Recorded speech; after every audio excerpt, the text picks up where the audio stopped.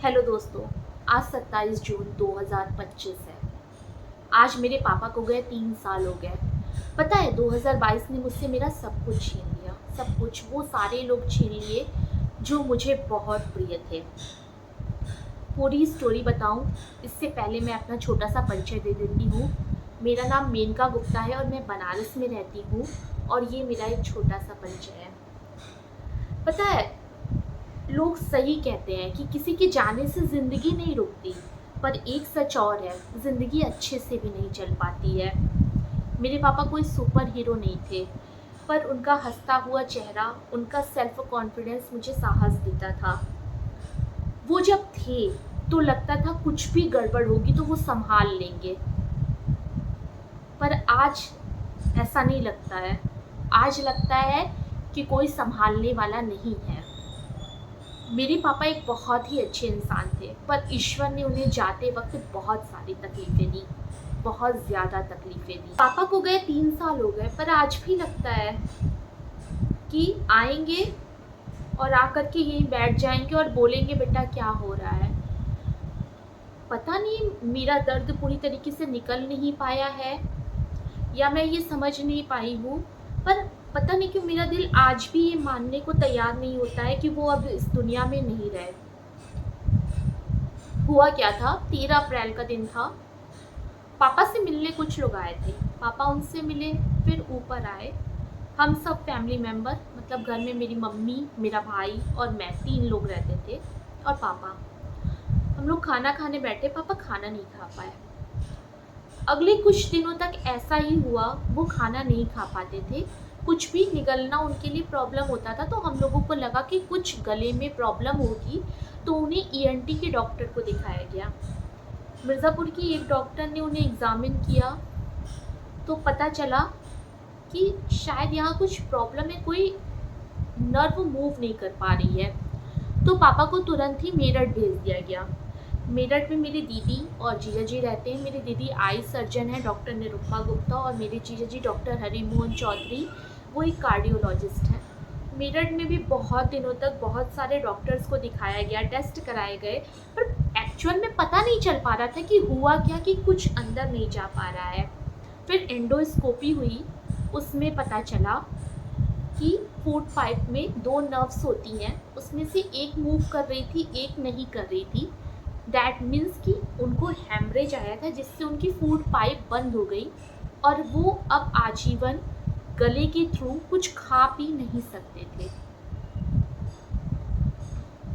Normally लोगों को haemorrhage होता है या पैरालिस, तो वो पैरालाइज्ड हो जाते हैं, उनकी बॉडी का ऊपरी हिस्से पे कोई असर पड़ता है। पर मेरे पापा के साथ ही ऐसा क्यों? ब्रेन हेमरेज हुआ क्यों? आपको बता दें, जब कोविड था, कोविड-19 आया था, तो मेरे पापा ने बहुत सारा सोशल वर्क किया।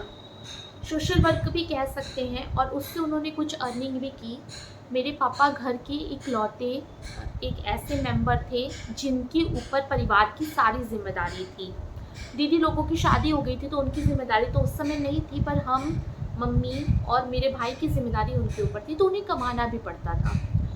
ऐसा कोई फिक्स उनका पहले से कोई काम नहीं था, तो कोई किसी भी तरीके की सेविंग्स नहीं थी। तो वो एक सोशल वर्क करते थे जिसके थ्रू उनको थोड़ी अर्निंग भी हो जाती थी, और कुछ ऐसे लोगों को जिनका परिवार नहीं चल पा रहा था उन्हें भी काम मिल जा रहा था। वो ना कपड़ों के, कॉटन के कपड़ों के मास्क बनवाते थे, सैनिटाइज़र की छोटी बॉटल्स बनवाते थे, और वो काम जो गरीब घर की औरतें थी वो करती थी। तो उन लोगों को भी काम मिल रहा था, लोगों को चीप रेट में मास्क और सैनिटाइज़र मिल रहा था, और मेरे पापा को भी काम मिल रहा था, जिससे हमारा घर चल पा रहा था। पर कोविड तक तो सब सही था, उन्हें एक बार बीच में कोविड भी हुआ, बट वो सही हो गए।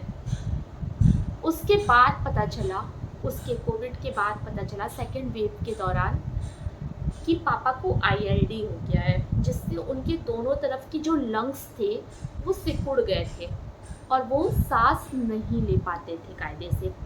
जब वो कायदे से सांस नहीं ले पाते थे तो उनके ब्रेन तक ऑक्सीजन नहीं पहुंचता था, जिसकी वजह से उन्हें न जाने कितनी बार हेमरेज हुआ, सीजर्स आते थे। उनकी हालत बिल्कुल भी ठीक नहीं थी। आज भी ये सोच करके तकलीफ़ होती है, दुःख होता है कि मैं उस समय अर्निंग क्यों नहीं कर रही थी। अगर मैं अर्निंग कर रही होती तो शायद मेरे पापा को बाहर न जाना पड़ता कोविड के दौरान, उन्हें कोविड न होता, उन्हें आईएलडी ना पकड़ता और उन्हें सीजर्स ना आते, उन्हें हेमरेज ना होता और वो आज हमारे साथ होते। उनकी हालत ना फर्स्ट ब्रेन हेमरेज के बाद ऐसी हो गई थी, इतने उन्हें दौरे आते थे कि उन्हें हॉस्पिटल में उनका हाथ पैर बांध करके उन्हें रखना पड़ा था। ऑक्सीजन न मिलने के कारण उनकी स्थिति बहुत ख़राब थी और वो खाना नहीं खा पाते थे बहुत दिनों से। जब वो हॉस्पिटलाइज्ड हुए हैं, उन्हें नली लगी है नाक के थ्रू, तो फिर उन्हें लिक्विड चीज़ें दी जाती थी। मेरे पापा बहुत फूडी थे, उन्हें खाने का और खिलाने का बहुत शौक था, पर आखिरी दम पे उनका खाना बंद हो गया। भगवान ने उनका खाना बंद कर दिया, वो कुछ खा नहीं पाते थे। फिर एक दिन जब वो बहुत बीमार हो गए थे, हॉस्पिटलाइज थे, तो मैं और मेरा भाई मेरठ गए और मैंने उन्हें ऐसी कंडीशन में देखा जो इंसान हमेशा हंसता रहता था, कॉन्फिडेंस से भरा रहता था, वो बेड पे था, उसके हाथ पैर बंधे हुए थे, वो उल्टा सीधा बोल रहा था, किसी को पहचान नहीं पा रहा था। सॉरी, पापा की ऐसी कंडीशन थी, पर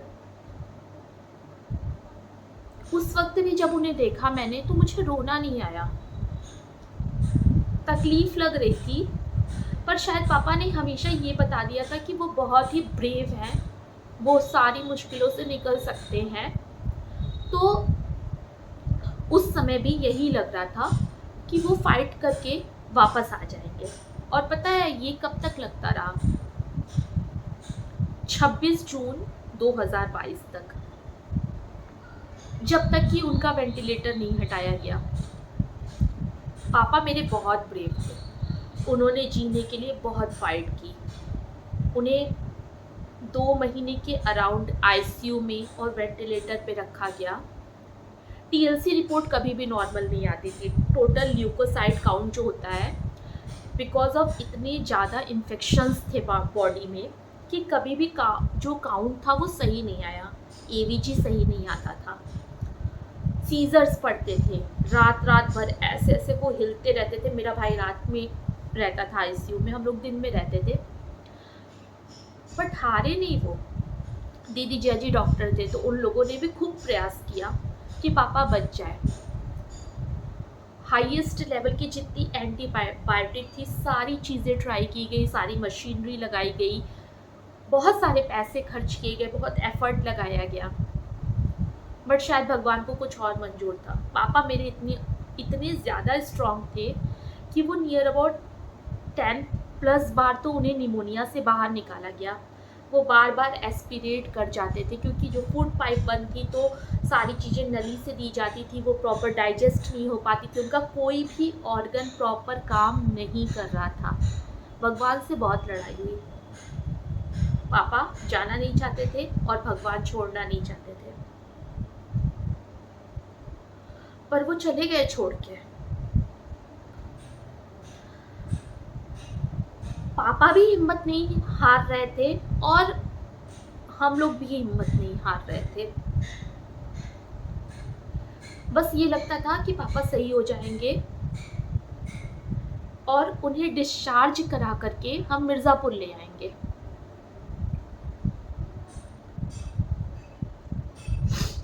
पर नहीं ला पाए। एक बार डिस्चार्ज कराया था हम लोगों ने, दिन में वो डिस्चार्ज हुए, दीदी के घर पे थे।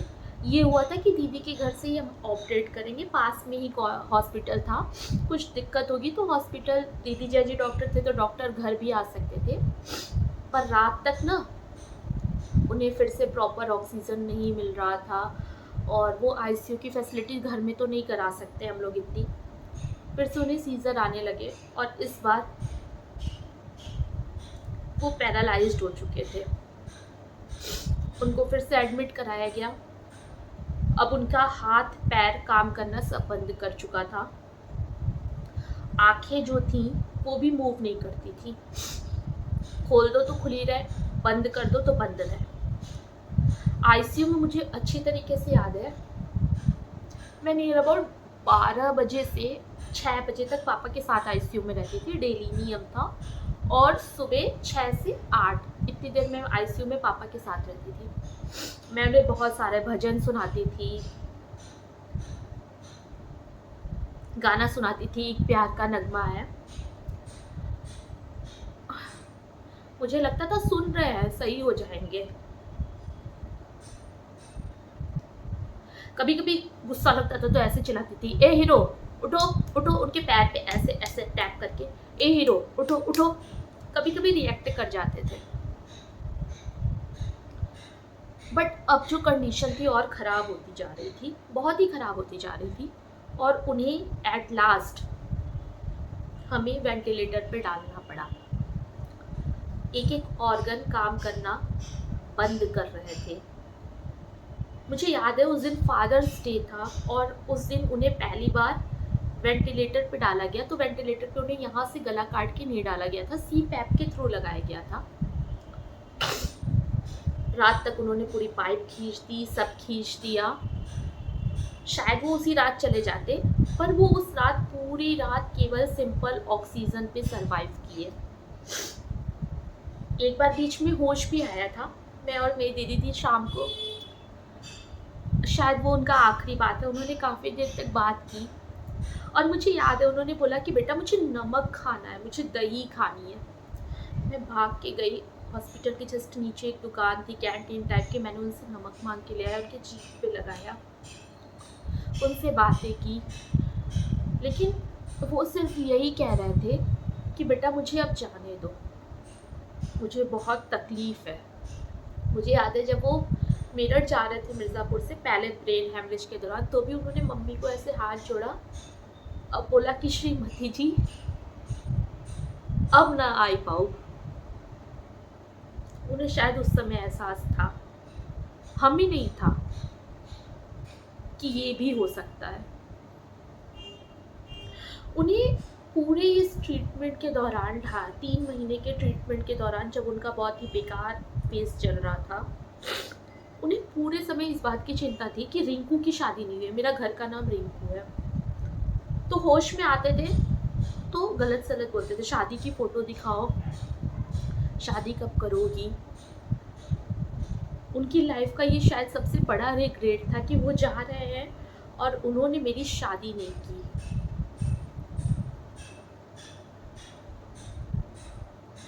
बहुत टफ होता है अपनों को अपने आँख के सामने जाते हुए देखना, बहुत टफ होता है। फिर एक दिन ऐसा आया जब ये डिसाइड किया गया कि अब पापा को भेज देना चाहिए, वेंटिलेटर हटा देना चाहिए, क्योंकि जो खर्चे थे वो भी बहुत ज़्यादा थी, बहुत महंगी मेडिसिन चल रही थी।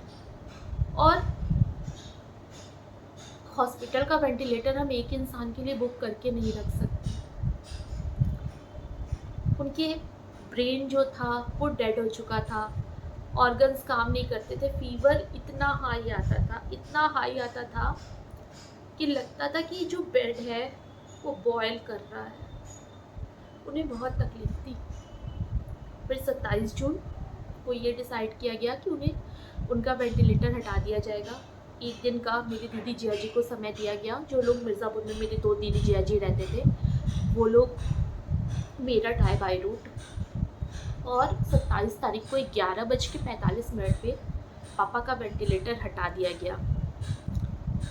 हटाने के बाद वो सिर्फ 30 मिनट तक सरवाइव कर पाए और हम लोग को छोड़ के चले गए। प्रॉब्लम ये है कि मुझे आज भी ये लगता है कि I am not a good daughter. मैं उनके लिए कुछ नहीं कर पाई। मैं उन्हें वो प्यार नहीं दे पाई जो वो डिज़र्व करते थे। सॉरी पापा, I am really sorry. I love you, miss you so much. आप हीरो थे मेरे।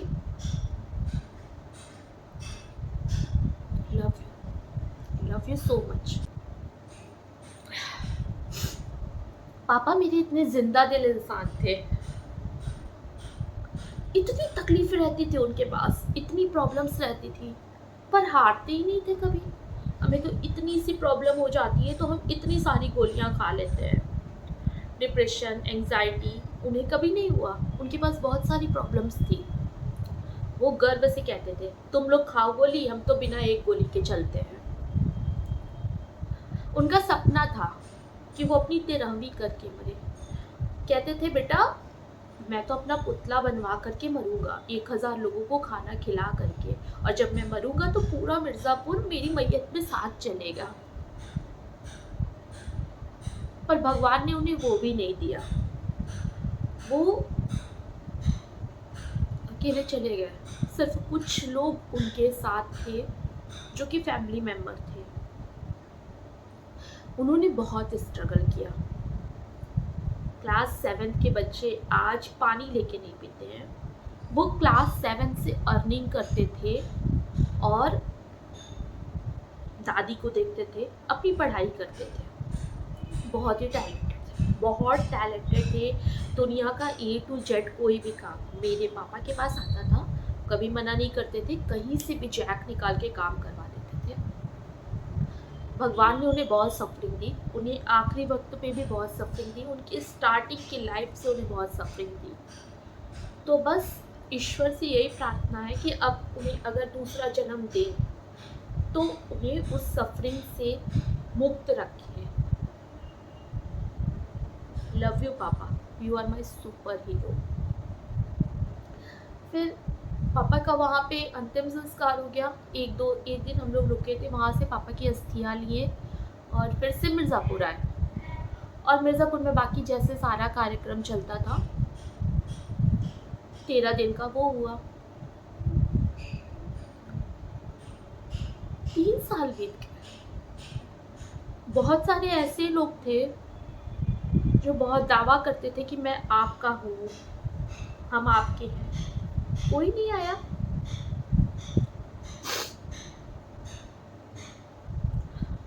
उनके जाने से अपने और परायों में अंतर समझ में आ गया।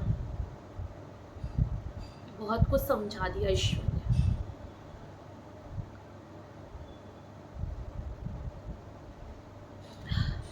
तो बस ऐसे थे मेरे पापा।